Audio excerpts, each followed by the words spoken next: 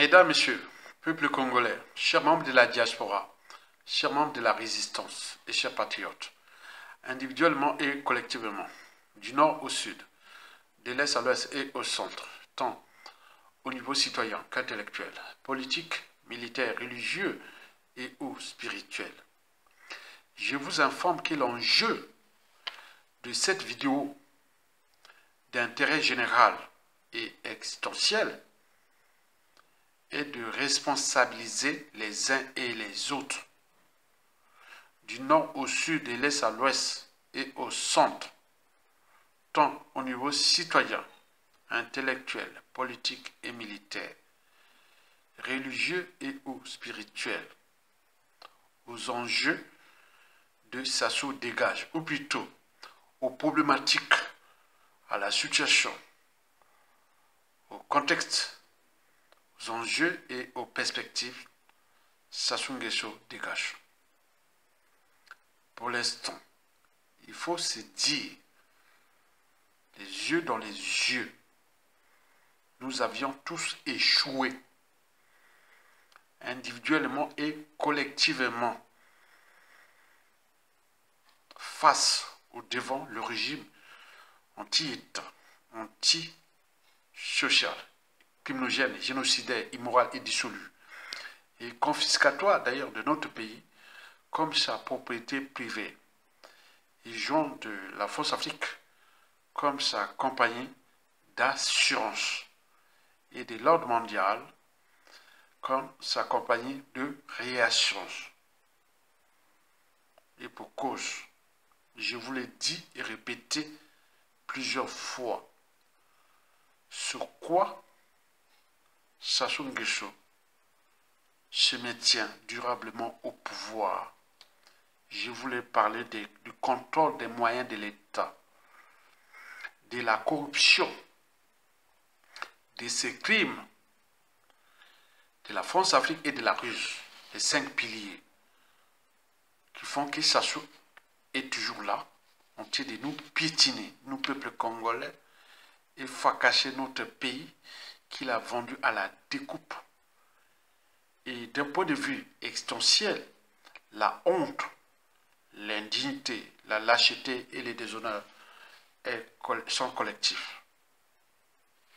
Ça soutient nous, peuple congolais, ou nous conçoit, nous, peuple congolais, comme ces sujets indigènes et esclaves, et voient du bétail humain devenu aujourd'hui, puisque les Congolais vivent des hommes comme des rats, des cafards, parce que Sassou Nguesso tient le pouvoir là, à travers 5 piliers.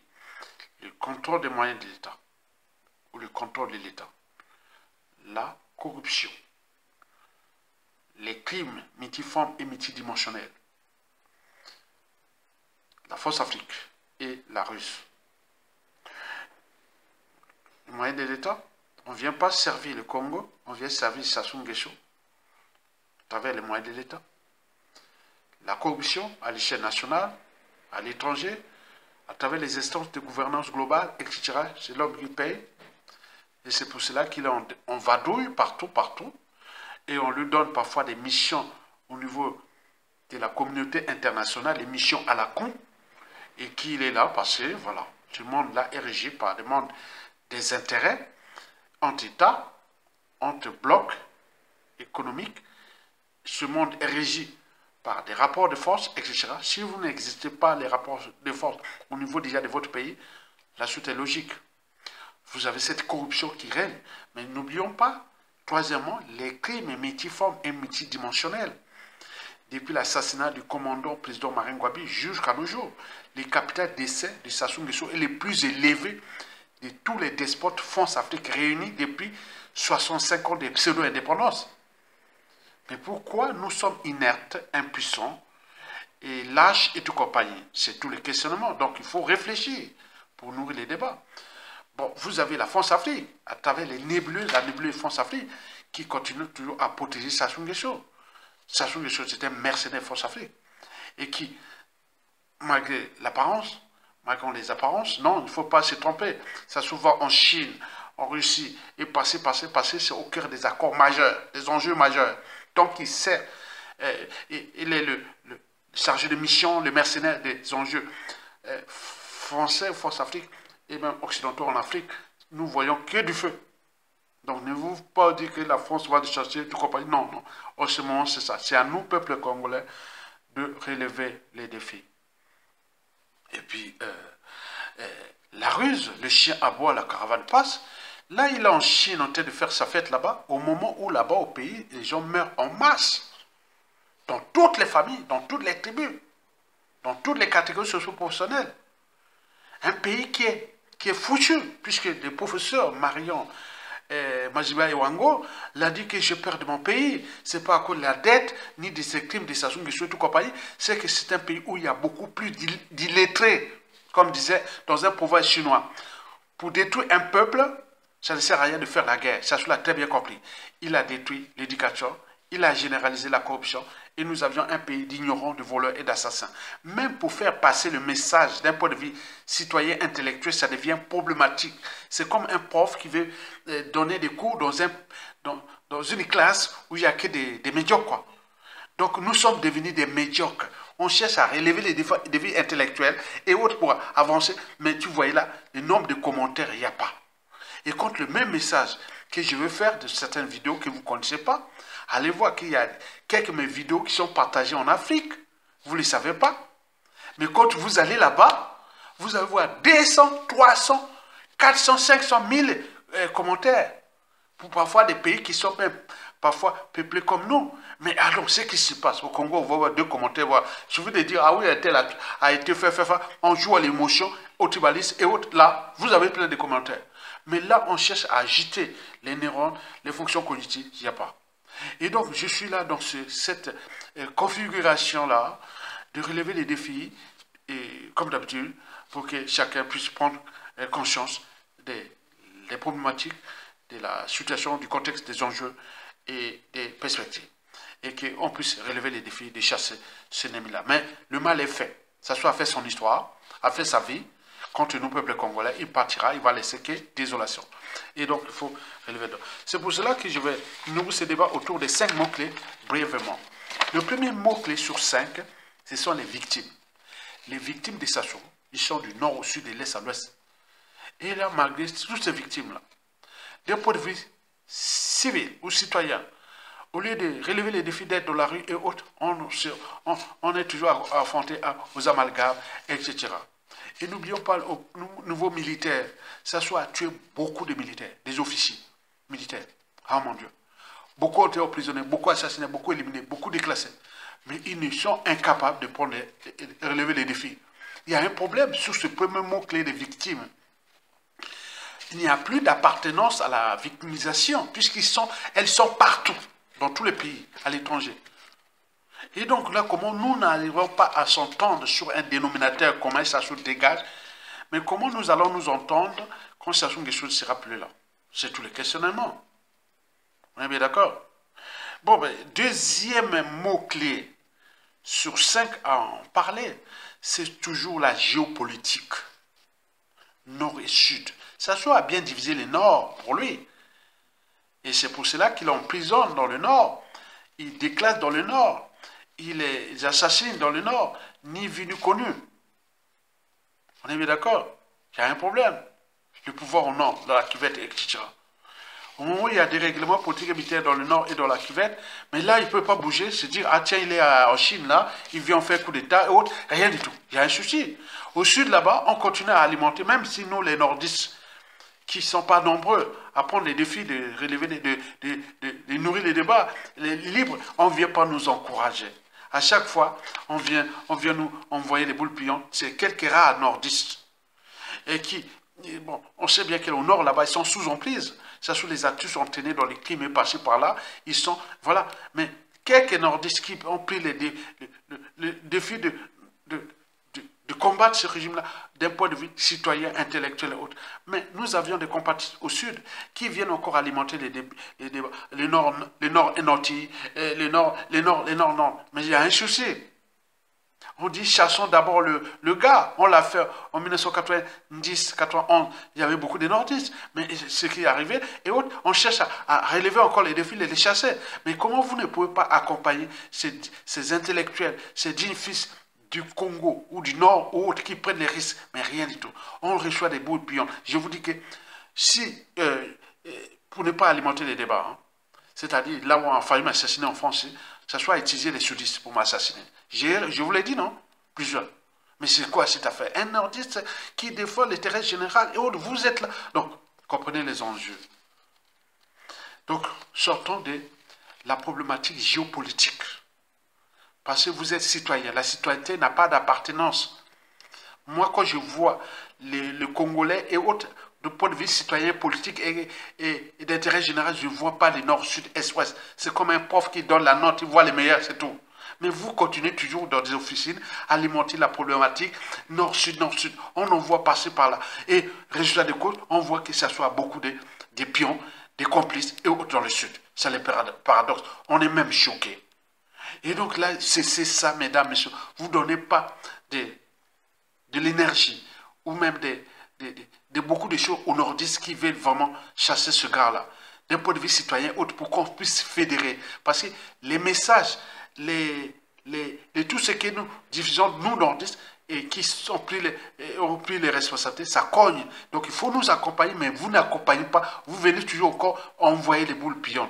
Et après, vous croyez qu'après, ça sont des choses, ça ne va pas recommencer sur vous-même après. C'est tous les questionnements. Le troisième mot-clé, c'est la France-Afrique. Troisième mot-clé sur la France-Afrique, on en a parlé.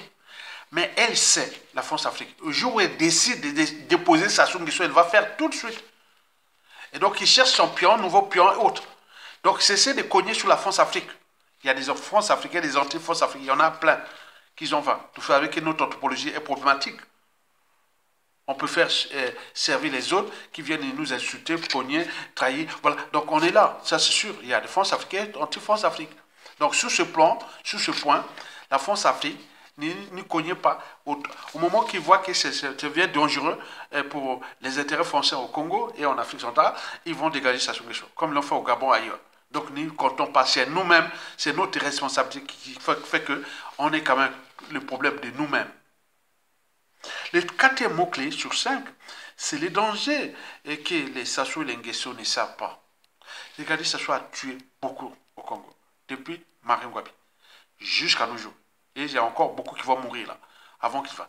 Vous croyez qu'il avait le monopole de ça? Je vous dis, je suis soit non. J'ai beaucoup de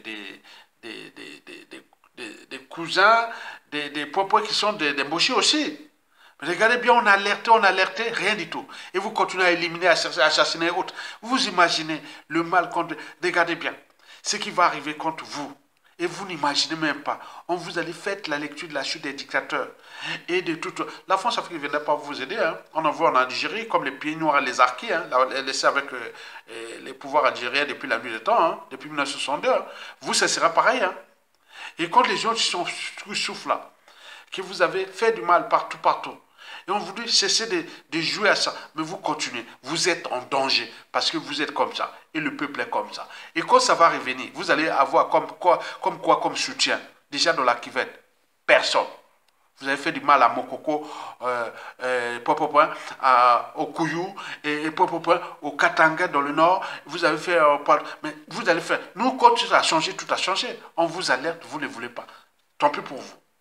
Et le cinquième et le dernier mot-clé, c'est surtout le message que vous allez entendre pour ces jeunes Français qui éveillent les uns des autres pour qu'on puisse prendre notre responsabilité. Écoutez ce message-là et vous allez quand même m'accompagner toujours à réfléchir, à agir. On doit agir. Parce que les 5 mots-clés précités font que vous devez prendre les responsabilités. C'est-à-dire, cesser d'être des victimes. Donc, ils sont du nord au sud, de l'est à l'ouest. Il a fait du mal à tout le monde. Chacun peut faire et prendre le pouvoir. Le pouvoir appartient à tout le monde. Ne pas dire, attends, non, le nord, le sud, l'est. Non, celui qui va prendre le pouvoir, c'est son pouvoir. S'il veut aider le peuple, il va aider le peuple. S'il n'aide pas le peuple, il va rentrer. Voilà. Donc, deuxième mot-clé qu'on a parlé, c'est surtout la problématique géopolitique, c'est-à-dire du tribalisme et de l'ethnocentrisme. Celui qui vous parle là connaît très bien ce qui s'est déjà passé depuis qu'il est déjà adulte, c'est-à-dire des années 80. Depuis qu'il est adulte, je connais toute l'histoire. Qu'il soit du nord au sud de l'est, je connais qui vous êtes. Donc, venez pas jouer à l'idiotie, au mensonge, à amalgame. Non, on sait. Donc, il y a des tribalistes, il y a des ethnocentristes, il y a des géopolitiques du nord au sud, de l'est à l'ouest. On veut s'affranchir là, d'abord pour l'intérêt général.